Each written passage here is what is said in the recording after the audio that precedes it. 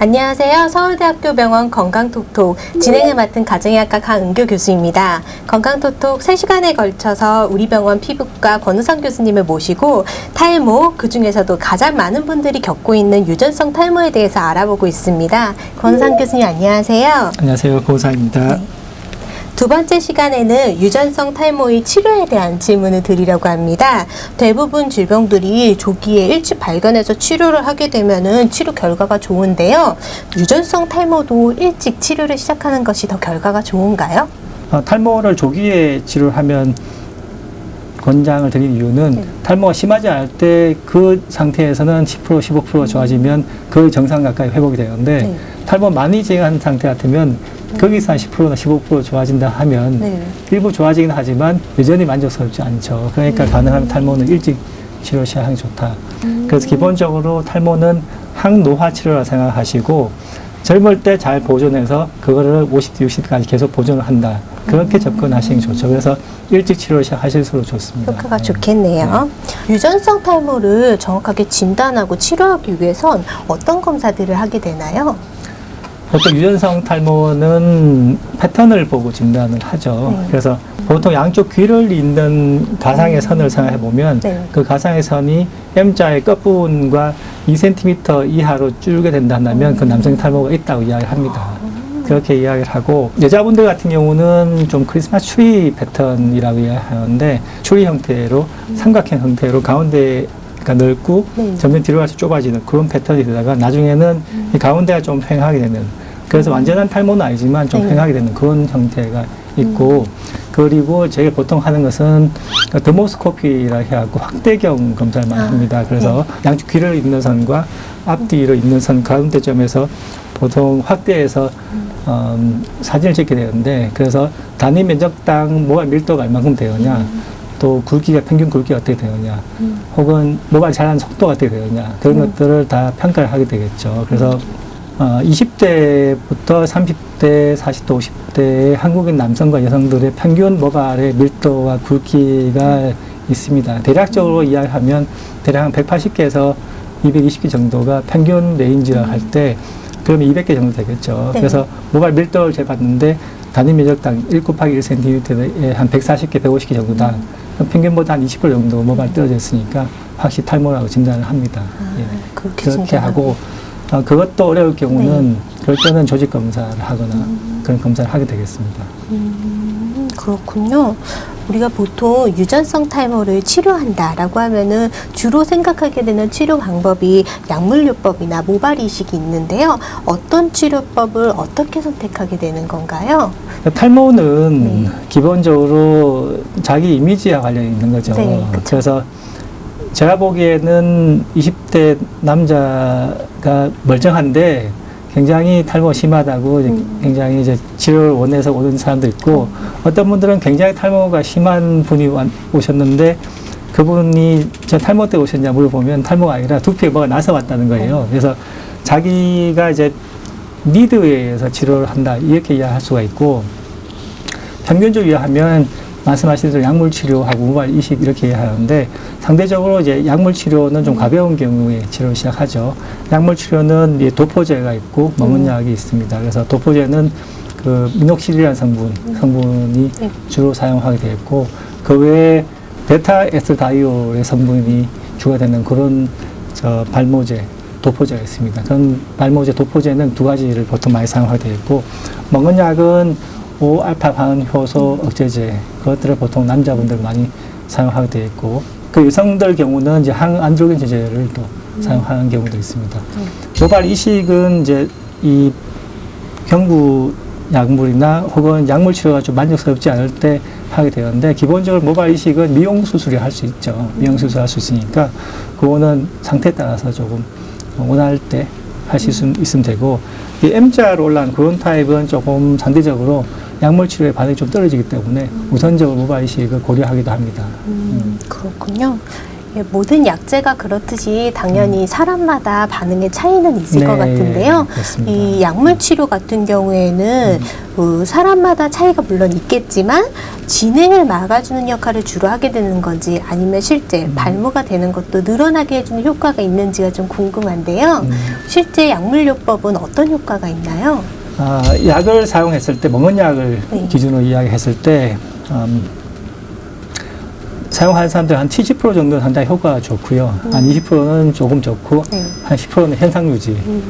적어도 더 나빠지지 않는다, 이렇게 할 수 있습니다. 그래서 보통 약물 치료 시작하고, 모발이 한 달 만에 오셔갖고 왜 안 자라냐, 뭐 그렇게 컴플레인 하시는 분들이 있으신데, 네. 모발도 뽑아낼 수는 없으니까, 그쵸. 잔디에 물을 주고 해도 얘들이 이제 좀 자라려고 자라나는 시간이 필요하겠죠. 힘을 비축한 다음에 올라오기 네. 시작하니까 보통 두세 달은 기본적으로 기다려야 되는 거죠. 그래서 휴직에 있던 모낭이 네. 다시 성장기를 돌아오려면 얘들이 준비를 해야 되니까 6개월 정도 기준으로 하면 네. 모발의 밀도도 그렇고 굵기도 그렇고 호전이 있습니다. 약물요법의 효과에 네. 대해서 잘 설명해 주셨는데요. 그럼 이 약물요법을 한번 시작하게 되면은 약물을 먹다가 중단하면 다시 원래대로 탈모 상태로 돌아가는 건가요? 아니면은 약물을 중단해도 그 효과는 지속이 되나요? 탈모를 이제 노화 현상이라는 걸 이해하시면 좋을 것 같은데 그 탈모를 발모제를 사용하게 되면 회복시킨 네. 다음에 브레이크를 거는 거예요. 그렇죠. 그래서 기능이 나이가 갈수록 해가 갈수록 점점 떨어지는 것을 발모제를 사용함으로써 모낭을 더 자극을 주고 잘 보존할 수 있게 그렇게 브레이크를 건다고 이해를 할 수 있는데 약을 쓰다가 중단하게 되면 브레이크가 천천히 풀리게 되겠죠. 그러니까 바로 빠지는 않지만 천천히 다시 한 3, 4개월 걸쳐서 네. 다시 더 빨라지는 않지만 원래 갈 길을 가는 거죠. 다시 탈모 진행을 합니다. 이 약물요법 상당히 사용하고 계신 분들이 많을 것 같은데요. 네. 이 약물을 오래 사용하게 되면은 뭐 다른 부작용이라던가 내성 같은 게 생기진 않는지 궁금합니다. 지금 발모제가 개발된 지가 지금 두 가지를 네. 가장 많이 사용하고 있는데 도포제는 지금 사용한 지가 한 30년 정도 됐고요. 경구제제는 한 가지는 한 20년이 좀 네. 넘어가고 나머지 한 가지는 한 10년 정도 되어가고 있습니다. 그래서 최근 연구 결과가 나온 것은 10년 이상 계속 투약했을 때의 결과들이 나오고 있는데 내성에 대해서는 걱정할 필요는 없고요. 이 약제는 테스토스테론이라는 아주 주요한 메이저 남성 호르몬이 있고 이거를 DHT, 탈모를 일으키는 다이하이드로 테스토스테론으로 저하시키는 5알파판 효소를 억제하는 약제입니다. 지속적으로 이 효소를 억제를 하는 것이죠. 네. 기능적으로 문제 없을 거라고 생각하는데 네.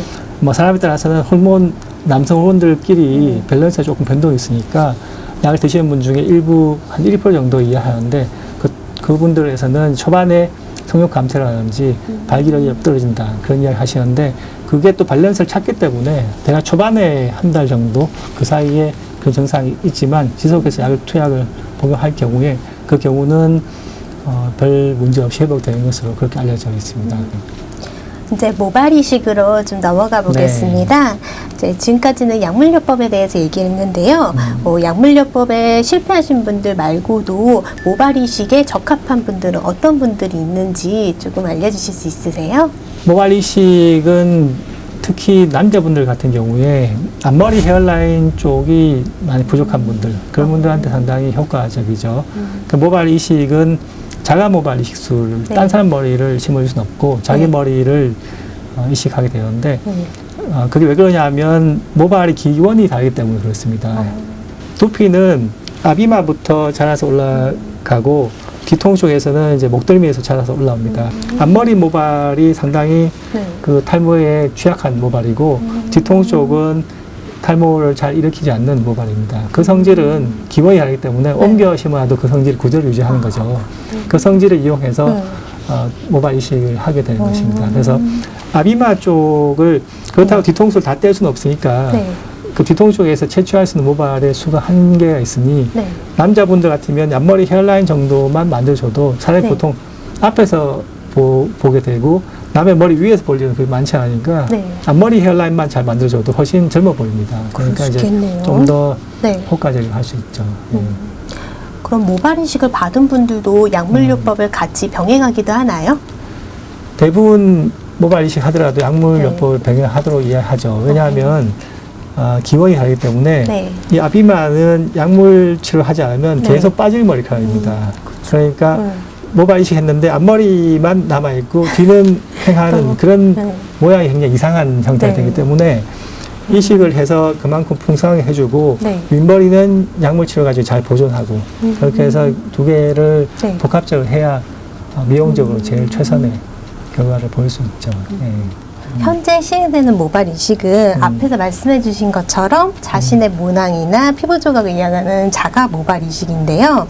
이식을 할 수 있는 자원이 없는 분들, 그러니까 이식할 만한 부위가 없는 분들은 할 수가 없을 것 같아요. 네, 교수님께서 다른 사람의 건강한 모낭을 이식할 수 있는 방법을 찾으셨다고 들었습니다. 어떤 내용인지 좀 설명해 주실 수 있으세요? 예, 그 동종 모발 이식. 네. 모발 이식을 하는 것은 딴 사람 모발 이식을 이식하는 것은 네. 장기 이식과 같은 개념이죠. 딴 사람 모발 이식하는 네. 것은. 근데 탈모가 심한 분들, 저희는 특히 이 소아 항암 환자들, 그 사람들을 해결하기 위해서 개발했는데 가끔 보호자들이 그 아기들 항암 치료한 후에 그 영구 탈모가 된 친구들을 데려와서 부모님들이 본인 머리를 이식해주면 좋겠다. 그런 요구들이 꽤 있었습니다. 그래서 이제 그 생각을 하게 됐었는데 저희가 시행한 것은 인간화 마우스를 해갖고 쥐에다가 사람의 골수를 이식한 마우스가 되니까 사람의 면역체계를 가지고 있죠. 갖고 있는 마우스에다가 저 사람의 모낭을 이식을 했죠. 근데 그 인간화 마우스는 수명이 대략 한 1년 정도 됩니다. 그래서 수명이 다할 때까지 이식을 해서 잘 살아있다. 그걸 확인한 거고, 실제로 사람한테 적용한 것은 그건 아직은 하질 않았는데 계획 중에 있습니다. 대단하십니다. 사람의 모낭은 수가 정해져 있다고 하는데요. 그 유한한 모낭들 사이에서도 더 이상 머리카락이 자라지 않는 모낭이 늘어나기 때문에 탈모가 생긴다고 할 수 있을 것 같아요. 교수님께서는 아예 새로운 모낭을 만들어내는 연구도 하고 계시다고 들었는데요. 이 연구도 어떤 내용인지 좀 설명해 주실 수 있으세요? 네. 그 모낭을 이제 클로닝 한다고 이야기하는데, 근데 동종 모발 이식은 좋기는 이 성모, 굵은 머리카락을 이식할 수 있는 장점이 있는 반면에 결국은 그 주는 사람들의 모발은 그만큼 소실이 있는 거죠. 그쵸. 소실이 있게 되니까. 그래서 할 수 있는 것은 새로운 모낭을 실험실에서 만들어서 하나의 모판 형태로 만든 다음에 그걸 이식하는 연구를 하고 있고, 그 역시 실험실적으로는 만들 수 있는데 베이비 헤어 정도를 만들 수 있어요. 현재로서는 꼬마 손털 정도 만들 수 있기 때문에 현재로서는 지금 이 실험실적으로 모낭을 만들 수 있다. 이까지가 성공이 되어 있는 거고, 그것이 실제로 미용적으로 충분히 그 효과를 보려면 긴 머리카락을 만들 수 있는 성모가 돼야 되니까, 성모를 만들 수 있는 것은 저희뿐만 아니라 전 세계적으로 연구 많이 하고 있는데 거기에 조금 허들이 있죠. 아직은 조금 갈 길이 좀 시간이 걸릴 것 같습니다. 지금까지 약물요법이랑 모발 이식에 대해서 설명해 주셨는데요. 그 외에도 뭐 레이저 치료라던가 줄기세포 치료 이런 것들도 있다고 들었어요. 이건 어떤 치료인가요? 그럼 최근에 많이 하고 있는 게 레이저 치료, 저출력 레이저죠. 저출력 레이저나 혹은 그 가시광선 영역의 광치료, 그것도 많이 하고 있는데, 그거는 진피층을 활성화시키는 그런 효과가 있습니다. 그래서 그건 약은 아니기 때문에 약물만큼 효과는 없지만 보조적으로 일정 부분 효과가 있을 것이다. 그런 생각을 하고 있고, 줄기세포 치료라는 것은 현재 지금 하고 있는 것은 줄기세포 배양액을 주로 사용을 하고 있습니다. 줄기세포 배양액이 줄기세포가 굉장히 많은 성장인자들을 많이 배출하기 때문에 성장인자들이 모발 성장을 이제 촉진시키는 그 효과가 있다. 그렇게 해서 하고 있고, 세포를 실제로 투입하는 것은 일본에서만 지금 하고 있는데, 일본에서 하고 있고, 그것이 일정 부분 효과가 있다. 그 학계에서는 보고가 되고 있는데, 아직은 그게 보편화되지 않는 방법이라 할 수 있습니다.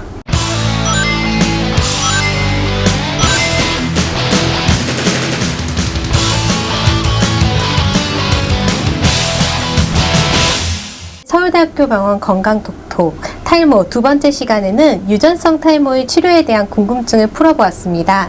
다음 시간에는 탈모에 관련된 속설들과 이에 대한 답들로 찾아뵙겠습니다.